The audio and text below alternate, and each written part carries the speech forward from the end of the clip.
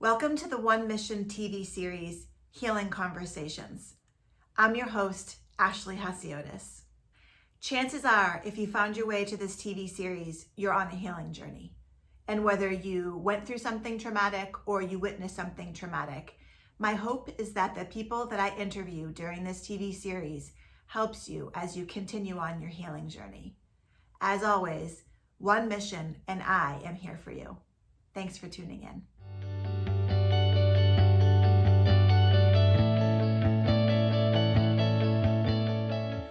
Welcome back to One Mission's Healing Conversations. I'm your host, Ashley Hasiotis.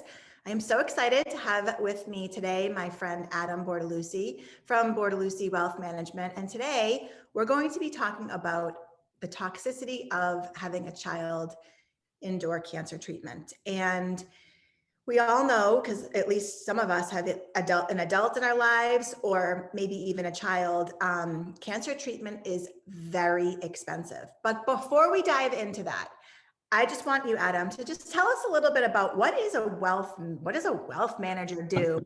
I mean, do you just sit around and trade stocks all day long? What do you do for your clients? That's the old stereotype from like the 1980s and 1990s. No, we're a little bit more involved now. The main goal of being a wealth manager is to basically take the burden of worrying about financial planning away from someone so they can go focus on their life. Basically what we do here is, we'll have meetings in our office with our clients and we'll talk about, what is going on in your lives? What are your goals in your lives? What are you scared about? What are your fears about? What are some of the objectives that you really want to accomplish? And then we dive into seeing, how are we going to fund all of those things? And, once we put together a plan for someone, we can really look at, is this person or is this family able to afford what they want to do? And if they can't afford what they want to do, maybe we can really set some realistic expectations to get a person or family from point A to point B. So yes, the old days were sitting around trading stocks and things of that nature, but now it's a little bit more comprehensive where someone will say, look, we want you to help us manage our life. Just they come to me and they say, here's all the stuff we have, all of our 401ks, our retirement plans, our 529 plans for our kids if they're going to school, and our other investments, our properties, everything. We look at everything. And then we'll, go through it and we'll determination if everything's working out okay. So I could literally go to you and say, I want to retire at this age. What do I do to get there? Yeah, exactly. Well, retirement planning is the number one goal of our clients. And, I think kind of what I was speaking to earlier is basically, we manage all of their financial instruments. So, someone will come and say, what's a mutual fund or what's an exchange traded fund or what's a stock? And our job is basically to put that portfolio together for the client based on suitability and their objectives and just to manage it for them accordingly. And we do that through an investment policy statement.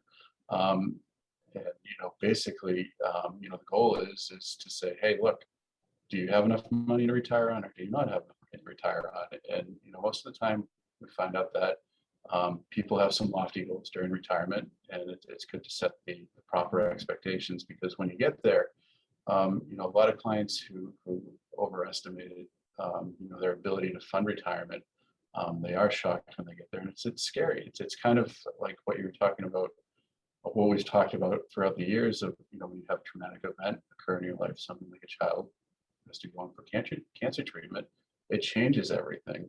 And that's why it's important to know that, these plans are financial planning. It's always fluid. Something's always going on. Something's always happening. And that's why we review things every, at least on an annual basis to see what is really happening. Or if we get a phone call, something crazy's changed in my life, we're going to take action that we can make those appropriate changes. Yeah, that sounds great. It's almost like having like a really, really smart dad take care of your money for you and help you if you don't have, that financial inclination. Yes. Or wherewithal. It sounds like you really take good care of your clients. And I can imagine, only because I know you so well, that you treat all of your clients like they are your family. Absolutely. So, thank you, Ashley. Yeah, I've lost a lot of sleep some nights when things happen. You worry about people because you know, it is like being a dad. I like that analogy. I might have to use that from you, Ashley, if that's okay. Yeah, please take it, and that's the interesting part, like you said, and you and I have talked about this because, for our viewers, one of the things that Adam and I share in common is we both run charities. So Adam, are you still the president of the 200 Foundation? They bumped me up to the chairman. I don't know what that means, but I guess that's a good thing. Yeah, I guess. So chairman, I'm pretty much the chairman of One Mission now. So, we understand what can happen to people's lives. We understand that, one day everything's sailing along fine, and then boom, this catastrophic event happens. So for us in particular, we're talking about, and the One Mission families watching this, they got hit with cancer. And I know firsthand how expensive that is. And even back in 2006, we had amazing insurance. I literally didn't even pay a copay.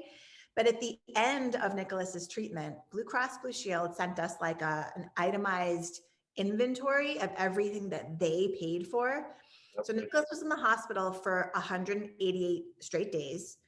Now that's actually short, that's 6 months. Most children that have cancer, unfortunately or fortunately, have ALL, a type of leukemia that the treatment's 2 years long. They're not always in the hospital, but they are in and out of the hospital for 2 years. So I get this bill in the mail. It's not really a bill, but it's an itemized summary. It was $2.8 million, and that was in 2006. So again, insurance has completely changed since then. Just the whole way that it's expensive for businesses to insure their employees, et cetera. Nowadays, we get copays for everything. Oh, yes. And yeah, I mean, it's insane. So what happens for our families is we have what we call the shoebox effect. And I'm sure you've heard of this, right? Yep. So they're in the hospital with their kids. Bills are coming in. Forget about regular bills like water bill, electricity, blah, blah, blah, mortgages, rent, car bills, insurance bills. But now they have on top of that all of their hospital bills. And honestly, they don't care about it. They're just like, I'll deal with this later. Now, if they have the money to pay for it, they write the checks from their hospital rooms. But if they don't, because like you said, nobody saves money for when they're going to get cancer, when their kids even get critically ill. So they throw it into a shoebox, and then 8 times out of 10, they have to file bankruptcy afterwards. It's a very, very, very sad moment on top of a very long journey that has been full of sadness and loss. But because you're our smart dad, tell us, like, what does a family do when they get to that point? So like, say they haven't met you yet. They don't have a wealth manager. They are inundated with bills. They may or may not have a job. Maybe only one of them is working. Maybe neither parent is working. Maybe it's only a single parent. What is a person to do when they're faced with this and they have a whole life that they have to live after? Like, they need to protect their credit scores and they need to bury out. What would you give for a suggestion on that?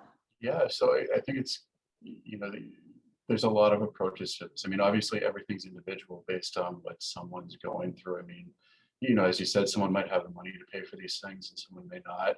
And I didn't even know that statistic was so high where 8 families end up actually going through the bankruptcy process.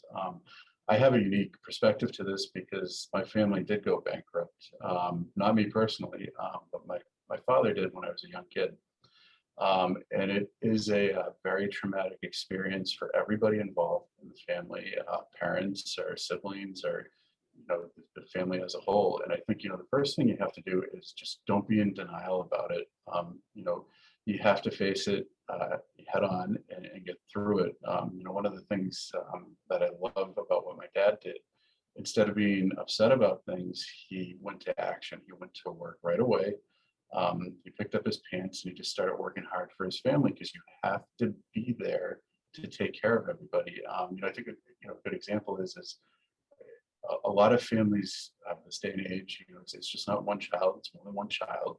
And usually you have one child that is sick while all this is going on. I think you have to really keep in focus, keep in mind that you do have another child that you have to be there for as well. And bankruptcy filing will definitely create chaos within the family. I think it causes a lot of fights between parents. And I think it's one of those things where you really, if you have a spouse, you need to check in with them, um, and really talk about, okay, so we're at this point now. How do we start to get out of this point? And what are the right choices to make and wrong choices to make? And you also have to look at the assets you have too, because assets are protected differently through bankruptcy filings. So retirement assets are, to the most part, protected through bankruptcy filings. So that's something to look at. So any retirement assets, except for, I believe, like an inherited retirement account, those are kind of the ones that you can keep on hand that will keep you going. But everything else is pretty much up for grabs, which makes things a little bit scary because what are you going to do when you have absolutely nothing? Where do you go? I think, another thing that you're talking about, you mentioned credit scores. In most cases, bankruptcy filings stay on your credit score for up to 10 years. So it does have a huge impact on you. The good news is within 18 months of proper planning, your credit score can start to improve after you do the filing. And I think something else that you should probably be looking into too is, when do you make that filing if you have to? Because let's say you run out of money, but you still have a child who's going through treatment. That's definitely something to look at, because if you file halfway through the treatment, but you're still incurring some expenses after the treatment, what do you do after that point? Right. So, one of the big things that you need to look at is, you want to put a team together. I always tell my clients that you need a team and listen to everybody's opinion within that team, because everybody's. Sorry. Who would a good team be? Like, what do you mean by that? Yeah, so basically, with most wealth management clients, and I know it's like you're going through bankruptcy, how am I going to put this team together? The team might be your family members or people or acquaintances, but most people have an attorney that they know of, or an accountant that they know of. Mm-hmm. These are the people that deal with financial matters on a daily basis, and they've been through these things, and they can advise on, how do we move all of the buckets that you have in proper alignment to, go through this process the proper way. But the other thing is too, is that in speaking with everybody, and that's something to always have an open dialogue. You discuss what's really happening. Don't hide anything, because all of these different team members will have a different opinion on how to, file one way or file a different way. There's so many different ways to file for bankruptcy, which is another thing. There's so many different subchapters and things along those lines. So, I think it's always good to listen to each one of those team members that you have, or get little tidbits and put them down. And you really, at the end of the day, need to decide what's best for yourself if you're going through one of those filings, because everybody's going to have a different input or a different way that you should do it. So I think that goes back to having that open discussion with the spouse as well, or a trusted companion. What should I really do, and what's best for my family to get through this and to get us to the other side of everything too. I have a dumb question. There's no dumb questions. Keep hitting my computer. Well, I don't know about that. So you're in bankruptcy, which to me means like you're out of cash, you can't pay your bills, right? So if that were me, I would think to myself, like, how would I even afford to put this team together? How can I even pay my attorney? How can I even pay my accountant? How can I even pay somebody like you? It almost seems like a hopeless situation. Is that true or no? To some degree, yes, it is. And I mean, that's kind of where it comes back to being realistic. I mean, there are resources through the state, like, it's ironic we're having this conversation. Someone came to my office this morning and said that a family member of theirs just had a stroke, and that family member doesn't have any healthcare coverage, and they're at Tufts right now. And with everything going on, the individual is very concerned of how do we pay for all this stuff right now, because Tufts is treating the family member. But at the end of the day, like you said, you have that itemized bill that comes out. Right. And fortunately for this person, the family is well off where they can take care of the brother. But I mean, we were discussing things like, do you call 211, the state number for help with resources on these things? Where do you lead to? I mean, that's where it kind of goes back to, you really should talk with your friends, because people have a natural I'm searching for the term here, but it's like a natural ability to want to help people out.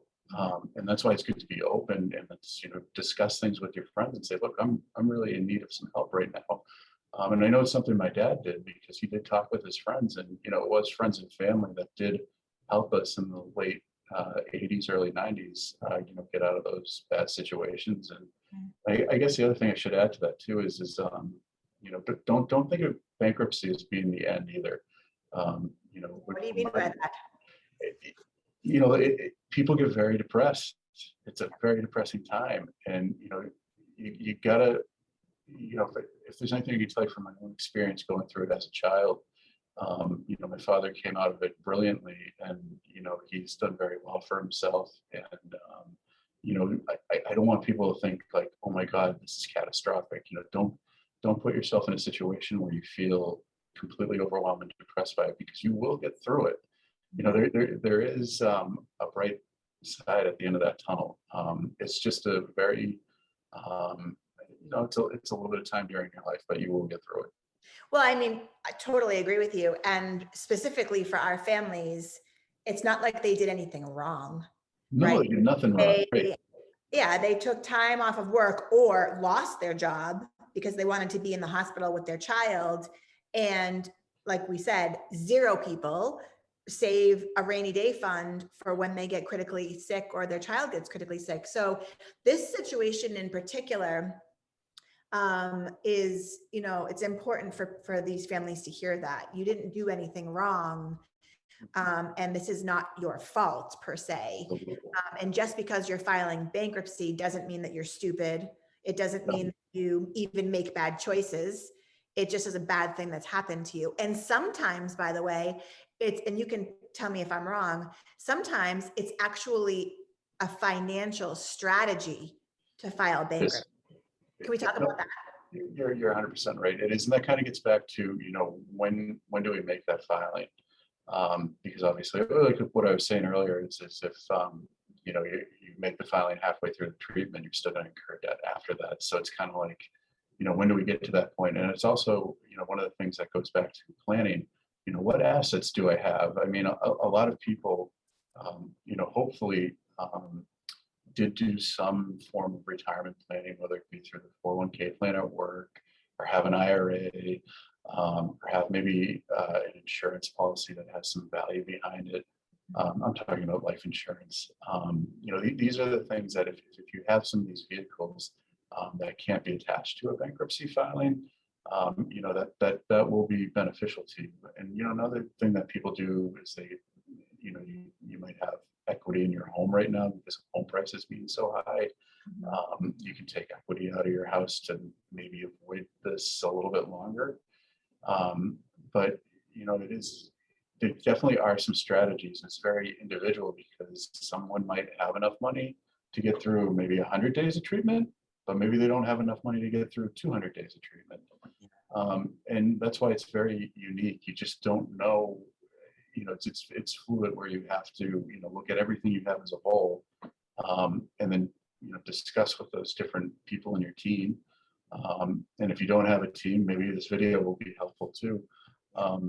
Just to really find out when do I go for this filing, and when is it most beneficial for me and my family. Yeah, it's almost like if somebody's watching this video and they're actually still in treatment, that might be a good time to even have a conversation with somebody like you to say, okay, so we're X number of days in, we know we have X number of days left. Yes. Maybe we should take a look at this because, we may or may not be in a position where we either A, need to or would need to, or B, that it would happen to us, but we better take a look because this is a statistic of something that's happening to us, and we better, just kind of like take inventory. Right. Yeah. And I think, another thing is too, is, you need to look at the whole picture too, the big picture. And, while you are going through this, difficult time in your life, you also have to realize that, you have a life to live after this too.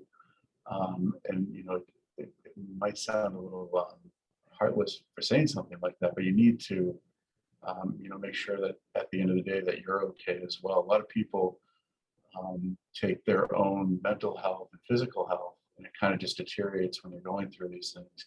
And I think it's always good to make sure that you check in with yourself to say, okay, am I okay right now? Am I doing okay? If I do all these things, am I going to be okay 10 years from now? You got to think about that in the back of your head. It can be a very small thought, but just keep that in the back of your head too. What are things that people can do? So maybe they, and this is actually a really common thing for the average family. So like if you are already at poverty level before cancer, you're almost destined that it's going to happen, this bankruptcy. But the middle of the road income families, and I'll never forget this family, very early on into one mission, they were a great guy, had a great job at a local big company, making six figures.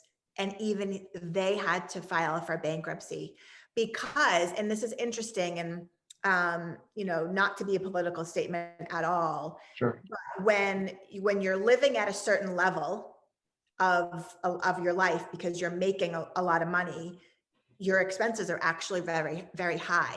Yes. And so most people live paycheck to paycheck, regardless of how much money they make in a salary. See it all the time.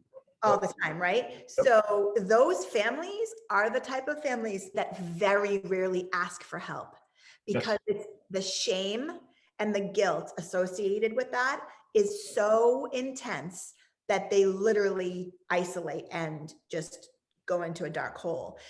So for somebody like that, who, clearly has some wherewithal, what can you give us for like tips and strategies that somebody who is in the midst of this kind of financial crisis, how can they kind of like plan and recover to get out, just from like a basic accounting standpoint, right? Like, here are my bills. Where could they cut bills first?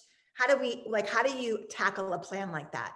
Yeah, no, that's a great question. I think, well, the first part is put everything down on paper, because so many people just have things automatically going onto their bank accounts. It's like, turns into funny money at a certain point in time. And once you put everything down on paper, you can actually see it. It's like a good friend of mine, I won't mention her name, but she talks about journaling a lot. If you put those things together, and you can see what's actually happening, that's when it becomes real to you. It's not just like, okay, my cable bill just went out for $350. I didn't see it. Do I really need this entire cable package for $350, or can I just go in and get basic cable, or do I just go out and buy a TV antenna and get free cable and get rid of that bill altogether? A lot of times when we do budgeting through our budgeting plans, we'll go through and we'll see cell phone bills that are just ridiculously high. We'll see things where people are paying, for cell phone bills for like 8 family members. It's like, why are you doing all this? You don't have to, because usually people who are earning that amount of money, they are pretty generous to their family too. You see a lot of that connection in there. I think it's putting everything down, getting the budget down on paper, see what you're actually spending, and see what the actual deficiencies are every month. But it's usually tackling, those utility bills. You turn the lights off. Do you really have to go to Starbucks every day? Do you really have to, do your Dunkin' Donuts thing? Are you getting takeout more than once a week? Because chances are, if you're stressed out with a child in the hospital, you are taking takeout all the time. So those are the things, like, from just a small perspective, that can save you money in small increments to help with the bills. But realistically, if the bills are getting that high, usually those types of families too, you have a husband and a wife. Maybe one person stops working while the other person does work or continues to work to support the family. And maybe that's where you talk about roles and responsibilities as a family unit. Like, I'm going to go be the care provider for a child while they're in the hospital right now, while the other spouse goes out and just tries to maintain paying for all the bills. And for those of you who are married, it's difficult, right? I mean, everybody has different ways they want to do it. Husbands and wives are not, our spouses are not, everybody's the same. So I think it's really important to check into, after you look through your budget together as a unit, and say, okay, we really don't need all these things, or we do need these things. And I think it's also about perspective too. There's a client of mine, nicest family in the world. They have a child who has been battling cancer for, I think it's been about 15 years now. Oof. Yeah, and the family has used literally more money than I could discuss about different types of treatments and everything for the child to give the child a normal life. Mhm. And that has definitely changed their financial plan and what they can do later in life. So I think it's one of those things too to say, okay, as a family, we're going to do this because who wouldn't do anything for their child? Right. And these are going to be the ramifications as we get older. So instead of having that dream house that we were thinking of retiring to, Right. might be the same house we're living in right now, and just be honest with yourself about those things, and don't be discouraged about it, because like, life's not always about assets and money, and I think a lot of people in today's society get really caught up with that. It's really Well, about that finances are the number one thing that couples argue about. yes, Yeah. very well aware of that. Yes. Exactly, I can imagine. And so when you're already stressed out with having a critically ill child, even the small topic of, did you pay the water bill? What do you mean we can't pay the water bill today? Or the heating bill, if it's in the middle of winter, can cause a catastrophic fight. And I'll never forget this one time when we were in the hospital with Nicholas. I was coming back from the refreshment room, getting my cranberry juice and my graham crackers, and the neighbors that were living next door to us in the hospital, we call them neighbors, were having an argument in the hallway. Yep. And I was like, oh God, like I didn't know how to get around them to get to my room, but Nicholas was waiting for me in the room. So I had to slowly walk by, and I thought as I approached them, they would move. They didn't. Anyway, I was listening to their whole conversation, and the dad had to go travel. He had to leave on a business trip. Yep. And she was like, what do you mean you're leaving me? I can't do this here by myself. The child was getting ready to have surgery the next day. And the husband's boss was like, you have to go on this trip. So the mother is like, what do you mean you're leaving me? The father's like, if I don't go, I'm going to get fired. And then we have no health insurance and we have no income. And I remember being struck at that moment by the intensity of both of their burdens. And and we talk about this, you and I've talked about this, and I talk about this a lot at One Mission, is when you have a child that's critically ill, the hardest part is the parents are both going through this catastrophe and crisis at the exact same time. So it's not like you can lean on your partner and be like, I'm having a really bad day today. I'm really stressed out that I have to go on this business trip. Or I really wish my husband didn't have to go on this business trip. I'm really stressed out about it, because it's the other person. And so I think you're right. And what I kept hearing you say, you've been saying this since the beginning of our conversation, is communication is really key. Don't hide it when you're having struggles. If you're the person who manages the finances in your household and stuff's going down, don't hide it. 100%. Be honest, talk about it, and don't feel embarrassed about it. And it's okay to say, we're in trouble. And I know that, we've had some roles and responsibilities that have been kind of to be understood, but I feel like we need to talk about them. I'm going to get a second job, right? If that's what you need to do. I may not be able to be in the hospital as much, but we don't have a choice, right?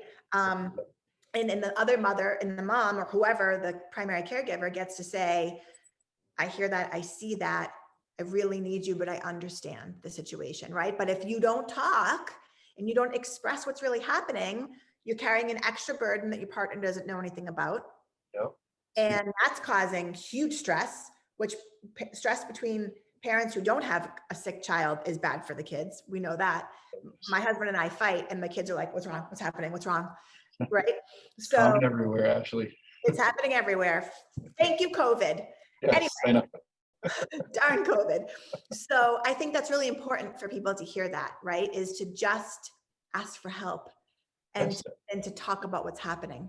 and I guess, the other point would be it's okay to have all those feelings too. It's normal. I think a lot of people, if you go on Facebook, you have to be the best person in the world. And, everybody's wearing Cinderella shoes and everything's magical. And that's not how life really is. So it's okay to be discouraged, to be upset, to get those frustrations out. And you're right, 100%. Just discuss them and try to get through it, because from like my standpoint in financial planning, for us to manage money, it's very easy. But I think, the hardest thing that we have to do is manage emotions and set expectations. And,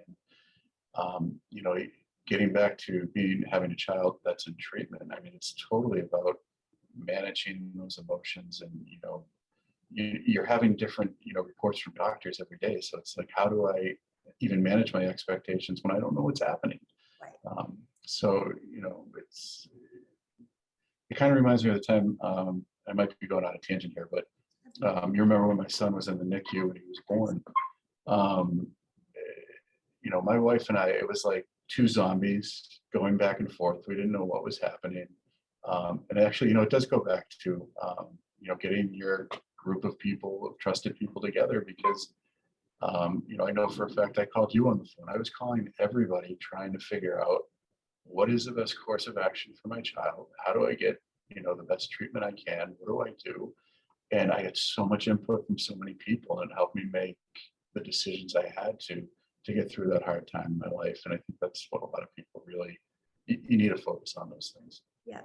Yeah. And I think, not everybody naturally does that. Believe it or not, asking for help is my biggest weakness.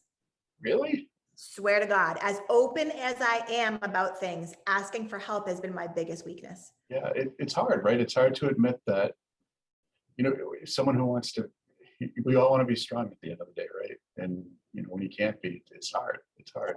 So. Well, I was just a doer. I've always been a doer. I was an only child raised in an abusive home. So I did everything myself, and I had to take control over. So then when I became an adult, I'll just do it. I'll just do it. Right. Like, Maybe that's why we're so similar, Ashley. Yeah. Yeah, and it is. I know we have a kinship, and that's why we share our migraines, but I won't go there right now. But so yeah, it is really hard. But when you're in a situation like this, it's very important, if you have the ability to be able to curtail a bankruptcy filing, or push it off for a little bit longer. Asking for help is the first step.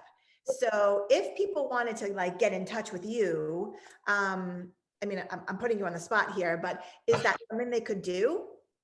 Well, it's funny you bring that up. I started my company in 2010, and the reason why I started it was because I was working as a financial planner since I started out as an intern in college in 2002 with the bigger companies, and I just didn't like the fact where there was like this air of who do we cater to? The term high net worth always came up, and why would you want to do business with this person?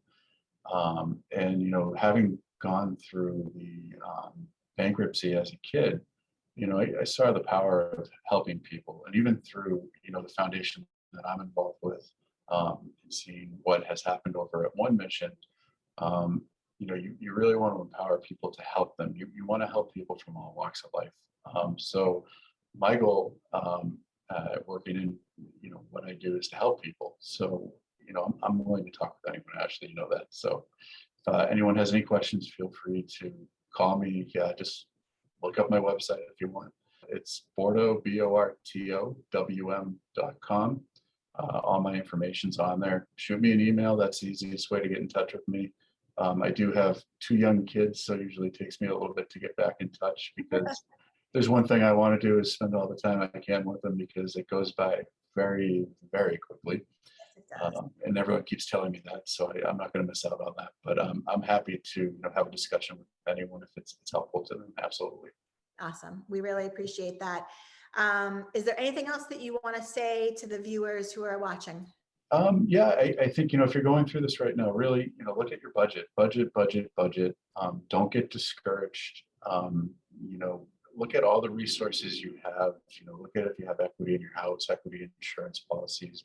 Look at your retirement plans.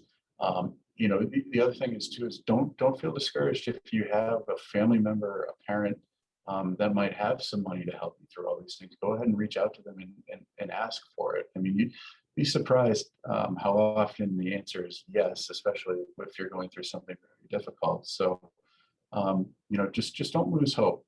Things do get brighter on the other side, and sometimes things are very, very difficult, but people are pretty resilient, and if you're in the middle of this, you're going to get through it. I know you're going to get through it. Wow, thanks for those nice words. And to piggyback off of that, what Adam said is, I hear this a lot, which always fascinates me, but lots of times people don't know that they can reach out to the social workers at the hospital and they can say, we're having trouble. Can we get help with parking? Can we get help with food vouchers? And even people like are coming from out of state, say it's the winter time and they come to Massachusetts, like we don't have jackets. There are resources within the hospitals that you are living in. Don't feel ashamed to ask for help. There are a lot of charities. One Mission is clearly one of them. The 200 Foundation is another one. But we'll put in the caption of this video some of our other financial resources that parents can reach out to and ask for grants. And as always, One Mission is here for you. And I am really happy that we did this, Adam, because I think I wasn't expecting you to talk a lot about the emotions. I shouldn't have been surprised by that, just knowing it as well as I did. But it was really, I think it's really important for people to hear that. And I'm really grateful that we took the time today to do this. So thank you very much. Well, thank you, Ashley. And, it's amazing what One Mission does. If, someone's just finding this video and they don't know what One Mission does. I think the biggest thing for me that really stuck out when I was introduced to One Mission, God, how long has it been, Ashley? It's been a while. 7 years.